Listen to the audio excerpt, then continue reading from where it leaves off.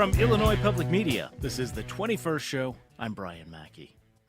As you know, Illinois lawmakers were working until the early morning hours today, finalizing the state budget, taking up other matters, not taking up some important matters like the Chicago Bears legislation.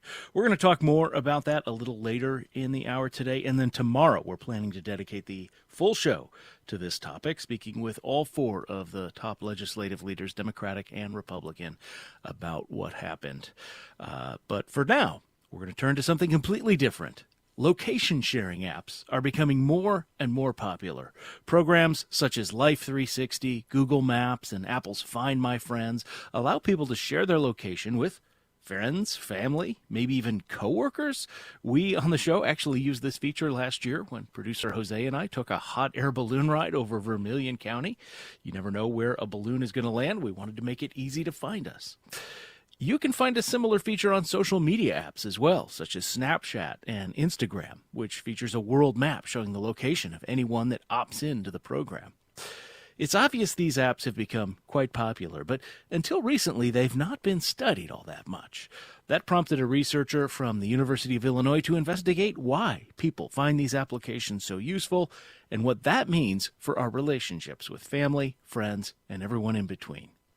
Joining us now to talk more about this is Brian Ogalski, professor and director of graduate programs in the Department of Human Development and Family Studies at the U of I's College of Agricultural, Consumer, and Environmental Sciences.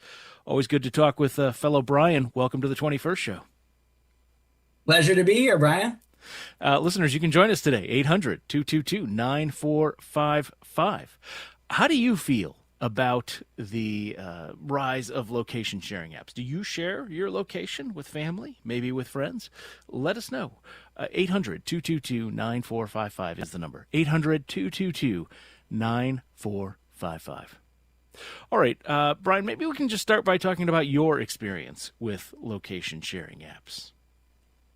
Yeah, happy to share. It's kind of funny. This is one of those research projects where everybody kind of has a little bit of experience these days. And, you know, for me, it was really when I had children that we started location sharing. So my kids and I and my partner and I, we share location with each other. But that was about the start and the finish of it. And it wasn't until I got into my classroom where we study romantic relationships that the college students got really excited about this and sort of told me, what do you mean you only share with just a couple of people? And, you know, many of them shared their location with 10, 20, 30 people. And so they asked me, you know, is this normal? And I said, well, you know what? We don't have very much data on this, so we probably ought to do a study. And that's exactly what we did. Yeah, well, tell me about it. So how did you go about conducting a study on this topic that you, as you say, many, many people are sort of casually, personally familiar with this, but how do you study it? Yeah, so what we did is we went to a panel data firm and collected data from just over 200 people. And we simply asked them to, they were only able to take part in the study as long as they had a smartphone and they shared with at least one person. So they had some experience with it. And we really, because there's not a lot of information on it, we really just wanted to know what they had to say about it. So we asked them very simple, open-ended questions. Who do you share your location with? How many people? Why do you share your location? And then we have some more detailed questions about the nature, you know, how long they shared, do they stop, do they start, those kind of things. But the nature of the first study here that we did was really just to understand what are the reasons that people are using. Do these reasons vary as a function of who they're sharing with, if it's their partner or, as you said in the opening, coworkers or friends or those kinds of things. And so that's how we got started. Tell me about the sample. Is it across generations, across economic class? How did you find the people? Yeah, so we used a panel data service that allowed us to get, I won't say a completely representative sample, but we had a decent amount of diversity in terms of age and generation. So it ranged in age from 18 to about 59, 60, I think was the upper limit there. And the average age was right around 33. But there was a decent standard deviation, so we know we had lots of variability around there. So we have people with kids, without kids, people who may still consider themselves kids. And so a decent range there across SES. So we had range, in income, in education, those kind of things. But it wasn't a tremendously large sample, 200 people. But because we had such rich narrative data, we figured that was an appropriate size to be able to dig in and kind of get at the core of these issues. SES, I'm guessing, is socioeconomic status. So, okay. So, with that understood, what are some of the top line findings? What jumped out to you about how people are using these applications? Absolutely. Yeah. So we kind of found four big processes. So the first one will probably surprise nobody, and that's this idea of safety. That people share their location to feel safer or to help them feel like they can provide help to other people. So you talked in the opening about a hot air balloon. If you ended up in some kind of emergency, hopefully these location sharing apps can help you be found. If you're lost on a hike or some such thing. But what's kind of interesting when we really dig into this idea of safety is it's really a perception of safety, right? Because we don't know if we can actually make people safer. We don't know if we can actually find them. So we also sort of think of this as peace of mind. It gives people peace of mind that in theory, they will be safer if they share their location with somebody else. And it gives us as the recipients peace of mind that we know where perhaps our loved ones or our friends are in real time. In addition, we found a group of reasons that we call them practicality. So this is the idea that we can plan events, we can travel, we can provide convenience, planning around meals, planning around any kinds of events and activities you might do as a family.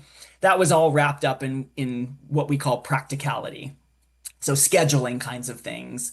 And this also incorporated things like long distance relationships when people are separated or for work trips or professional trips, those kinds of things. Our third category was about relationship processes. So helping build trust and or mitigating mistrust. So some people talked about, knowing where their partner is in real time so that, they're not doing anything nefarious. That was the minority of people who talked about that, but much more it was just to help build trust and relationships. Part of a contemporary relationship is knowing where your partner is in real time, which is kind of an interesting commentary. And the last one was just simply what we called casual. So just kind of knowing where people are. So people would say things like, I just do it for fun. I just kind of want to know where my friends are in real time, but no real deeper meaning. So those are kind of the four big groupings of things that we found. Yeah. Okay. So the safety, practicality, relationships, and then just for fun. We're going to break those down in a moment. But before we do, talk about the number of people that you found. What's average? What are some of the interesting outliers? In terms of the number of people Sorry, yeah, who in terms of the people number of people someone might be sharing their location with. I didn't phrase that very felicitously. Yeah, no worries. On average, people reported between sharing with between 3 and 4 people. So one might think about that as like your most immediate, like if you have a group of roommates, if you have a family that you're sharing with, that was kind of the average. But the standard deviation there, the variability was quite large. And we did have somebody who reported sharing with over 80 people. What that means in real time, I have no idea because I can't imagine myself sharing with or having location information for over 80 people. But it seems, particularly among younger people, that it's much more normative to share with lots of people and people who we might consider acquaintances or not our immediate, deepest friends or family members. Interesting. Yeah.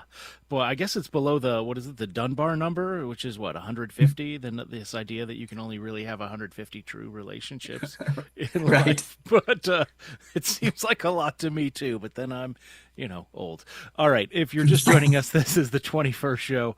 We're talking about location sharing apps and how they relate to establishing relationships with other people, be they family or friends, or maybe some casual acquaintances from the dorm.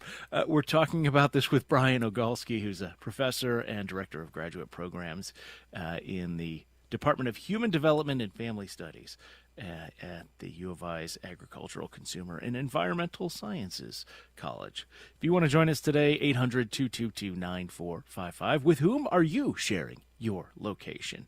How do you feel about that? What would you think about sharing with maybe if you only share with family for safety, would you consider sharing with friends? Do you want people to know where you are at all times, or at least have the option of that? How do you feel about that? Let us know, 800-222-9455. All right, let's talk about some of these four areas you mentioned: safety, practicality, relationships, and sort of romantic relationships, I guess, and then just for fun. And we'll start with safety. What does that actually? How does that actually work in practice? Yeah. So a couple of things that stood out when we thought about safety, the way people were talking about it, most commonly, we had this kind of notion that there are particularly what I'll call vulnerable populations that we care more about.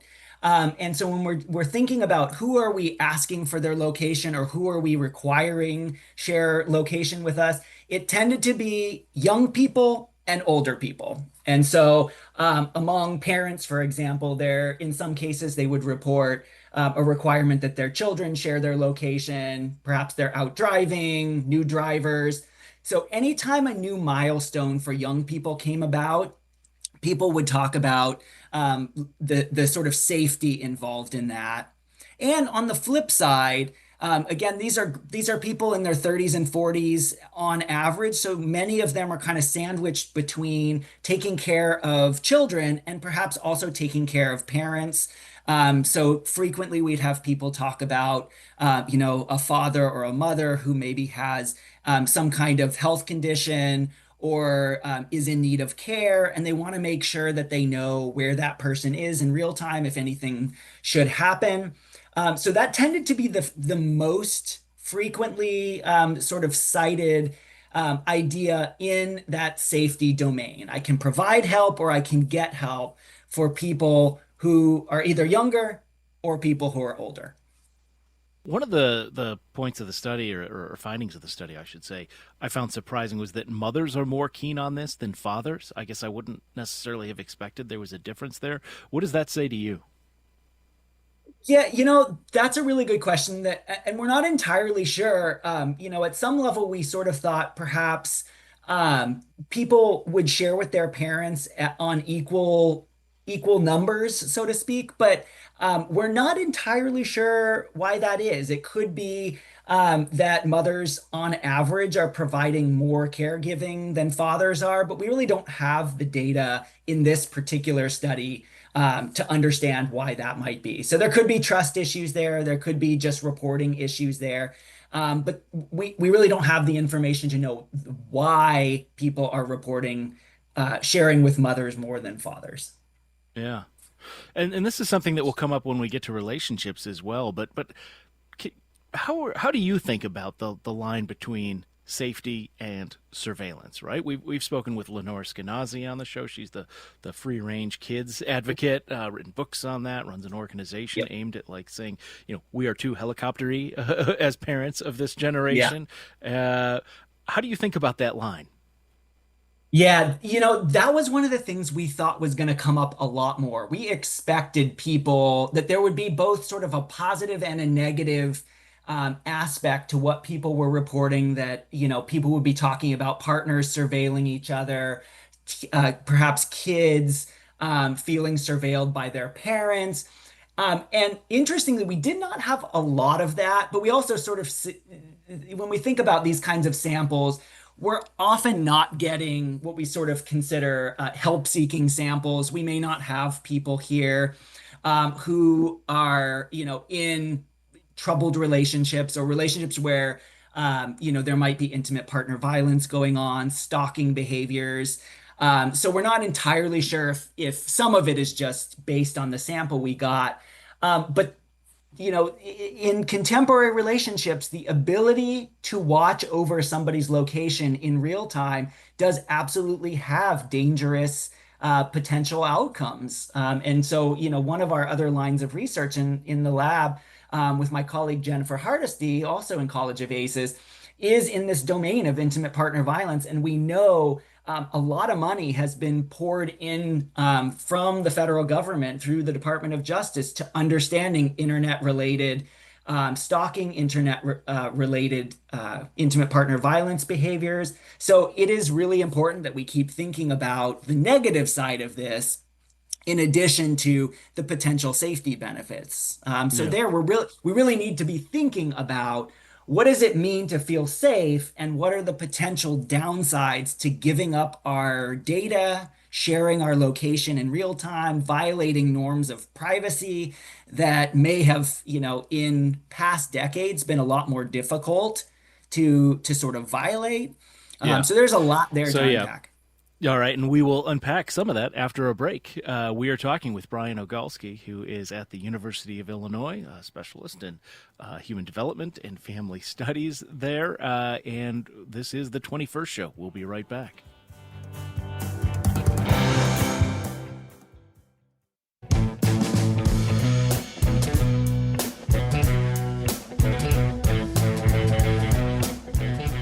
It's the 21st show. I'm Brian Mackey. We are talking about location sharing apps. These are most commonly on our smartphones. They go by names like Life 360 or Find My on Apple devices. This is also built into other services and social media sites like Google Maps, Snapchat, Instagram. New research from the University of Illinois shows they can show how we shape our relationships with others and can be seen as a new form of communication in and of itself. We're talking about this with Brian Ogalski, professor and director of graduate programs in the Department of Human Development and Family Studies at the U of I's College of Aces, Agriculture, Consumer, and Environmental Sciences. You can join us today at 800 222 9455. That's 800 222 9455. All right. Before the break, we were talking about these four reasons that your study found that people look at this. The first one was safety. The next one is practicality. I'm curious about this. How does location sharing? How did people say that it actually, is a practical use case for them? Yeah, this to me is actually the most interesting contribution to relationship science and things I've been thinking a lot about after this study. So the primary things people talk about is essentially being able to understand when things are happening by kind of passively looking at somebody else's location sharing. So think about it as, I'm going to make dinner rather than texting or calling one's partner or one's child to say, when are you going to be home? Instead, they just open up Find My, look at where they are on the road, estimate when they'll be home, and then sort of do it passively. And there was a lot of discussion about these kinds of passive planning activities where there actually is no direct communication between the two people, but rather they just look at where somebody is and make decisions unilaterally about what may or may not happen around those kinds of things. And so, at some level, this is at odds with a lot of what we think about with the importance of, relational communication, openly talking with one another, texting, planning. We think back to decades ago where if we wanted to get together with somebody, we would have, our corded telephone and we would wait for that person to call. We would say, we're going to be at this place at this time and, cross our fingers and hope for the best. At this point, on one hand, it gives us the ability to be a little more whimsical in our planning. We can say, hey, I see that you're by me right now. Let's meet up for coffee. Or, I'm going to meet you at this parking lot and you hope that, your location sharing app, your phone was charged, all those kinds of things. On the other hand, it strips away the more sort of overt planning, the more careful planning, and some of the conversation about, you know, do you want to have dinner at this time or that time? There's just a lot more passivity in the planning activities, which is really interesting, and perhaps kind of where we're headed in terms of communication or contemporary communication, I guess. Yeah, I was thinking, looking at your study and thinking about the evolution of this. In the Victorian area, we had calling cards, right? You'd go back and literally knock on someone's door and wait in the parlor and give your card to their butler. And then we had the phone, and you could call. Now, even I feel like it's, with certain people, it might be rude to just call and not text first to see if they're available Mhm. for a phone call. This Yep. takes it to a whole new level that maybe every generation felt that the next generation was a little bizarre in their habits. But how do you think about that? Yeah, I mean that's exactly it. And generational differences, what's interesting about them when we think about, what used to be, we have experience from generations previous, but when I think about, people who are in their teens and 20s who grew up with phone in hand pretty much, this has become a part of their kind of, digital culture. They expect to know where people are. They expect, responses in real time and don't really know it any differently. And this is not, a judgment on what that means, but rather there's just new norms and scripts about how long it should take to know what somebody's plans are, how long it should take to respond to a text message, or, how long it should take to get to a particular place where you're meeting up. And so, that's I think kind of where we're at with the younger generation who grew up in this way, and it's something that people who, are in older generations kind of have to adjust to when, planning with the younger generation. Oh, I feel like Grandpa Simpson. Um, let's talk about romantic relationships. Is enabling location sharing like a milestone now, like giving your partner a key to your apartment, sort of thing? Yeah, this is kind of interesting. In many ways, I actually think kind of not. And the reason being here, people are sharing location with many more people. And so there's not kind of a level of seriousness about what that means when people are sharing with so many friends. And in some cases, people reported sharing with their exes, sharing with their partners' parents, sharing with friends. When that level of sharing exists, there is maybe not the same level of intimacy or meaning around location sharing that there would be with other kinds of things like, for example, publicly defining your relationship. There way back when, the early days of Facebook, there was, you would change your relationship status and people would say, okay, they've made this Facebook official. I Right. recognize that's a relic of 20 years ago now. But there are other ways to sort of launch the relationship digitally that carry much more meaning, I think, than sharing location, where you can kind of do that on a whim. It almost strikes me that maybe turning location off with your partner is the real trust move, right? The trust fall, so to speak. Yeah, I mean, it's kind of an interesting thing, and how, these kind of relationship trends go, that may be where it's at. We may have a whiplash back into, knowing less is actually better. The last sort of big one of the big four here is location sharing for fun. So talk about that.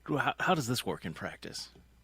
Yeah, this was the one that was kind of strange to me, just, not really understanding where the fun is in knowing where everyone is in real time. And the thing I'm thinking about is this idea of sort of FOMO, the, fear of missing out. If I see my friends are continuously having fun in other places and I'm not there, I didn't get the invite, that doesn't seem like very much fun, actually. But there is, a decent number of people that just kind of said, you know what? It's kind of interesting to know where my friends are. Or the flip side to this category was, what we called sort of not caring, that it's just not that serious to share your location. So I share it. Maybe I even share it temporarily and then I forget about it and it just continues to be on. And so I share with people I've actually forgotten that I share with. So there was some of that in there too. Hmm. All right. Well, we are coming to the end of our time, so this will probably be our last question. We're talking with Brian Ogalski, who has studied use of sharing in or I should say smartphone applications. Um, are we putting too much faith in these companies? Because your location says a lot about who you are, what you do. These are still for-profit companies that we are sharing our location with. Yep. I think that's really the most important thing that we think about as we move forward. Because the way people talk about these, they talk about them very personally, like they are making choices.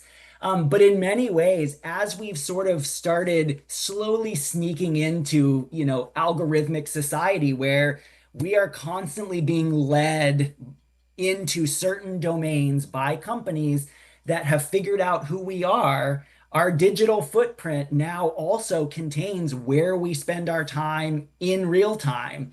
And so there's a lot to think about in terms of what kinds of privacy, what do we demand from the companies who own these data? It used to be the case that our privacy was, we made the choice who we tell, where we are, and what we like. And we've slowly stripped that away, and it's kind of out in the ether. And so yeah, that's sort of something we talk about at the end of the paper is what does this mean? What protections do we need to demand of the companies who own these data? And when we think about as parents of children who have grown up with very little digital privacy, either because we post pictures in real time of children, or because we're allowing their cell phones from a very young age to record their location in real time. What does that mean for their understanding of privacy? And we've got to contend with that. Brian Ogalski, professor at the University of Illinois. Thanks so much for sharing your research with us today on the 21st Show. Hey, thanks for having me. It was a pleasure.